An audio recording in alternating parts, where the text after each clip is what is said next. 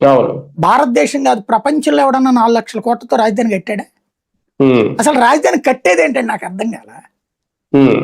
రాజధాని అనేది ఒక నగరం కట్టడం ఎందుకు వస్తుంది అసలు? అది అంతే 4 కట్టేదే భవనాలు ఉంది. కట్టుకుంటావు నువ్వు, మిగతాదంతా road infrastructure. It is routine process of a city.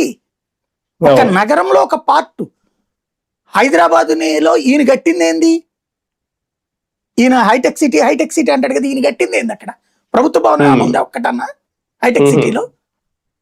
Only L&T tower కేంద్ర ప్రభుత్వ నిధులతో కట్టిన ప్రైవేటు విభాగం. అది ప్రైవేట్ వాడు తినేశాడు, అది వాడికి ఇచ్చేసాడు ఎల్ఎన్టీ వాడికి. కానీ ఆ మిగతా ఎన్ని వచ్చినాయి ఏంటి? Private properties. అంతే కదా, అక్కడ ప్రైవేట్ ప్రాపర్టీసే కదా హైదరాబాదు. ఈయన చెప్పిన నగరం, ఈయన నేను సృష్టించానని చెప్పే నగరం. ఇక్కడ ఓన్లీ ప్రభుత్వ భవనాలే వస్తాయి, ప్రైవేట్ ఎక్కడెక్కడ ఉంటాయి. అప్పుడు డెవలప్మెంట్ ఏంటి? ఇంకొకటి నేను 1,00,000 సార్లు చెప్తున్నా, ఇప్పటికీ చెప్తున్నా, మరొకసారి చెప్తున్నా, మనం చెయ్యాల్సింది మానసిక యుద్ధం. డబ్బులతో యుద్ధం, రాజకీయంతో యుద్ధం కాదు.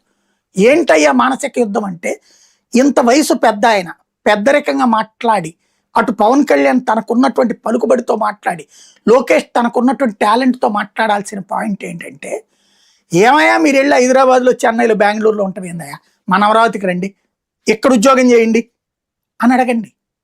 కంపెనీలో వాళ్ళని, మన ఎమ్మెల్యేలు, మన ఎంపీలు, మన మంత్రులు, మన నాయకులు, అది వైసీపీ వాడైనా, టీడీపీ వాడైనా, జనసేన, ఇంక్లూడింగ్ చంద్రబాబు నాయుడు, పవన్ కళ్యాణ్, లోకేష్, జగన్మోహన్ రెడ్డి, వాళ్ళ వ్యాపార సంస్థల హెడ్ క్వార్టర్లు ఇక్కడ పెట్టండి, అమరావతిలో పెట్టండి. ఇక్కడికి వాళ్ళ హెడ్ క్వార్టర్లు ఇక్కడ పెట్టండి. అప్పుడు మిగతా కార్పొరేట్ కంపెనీలను రమ్మనండి.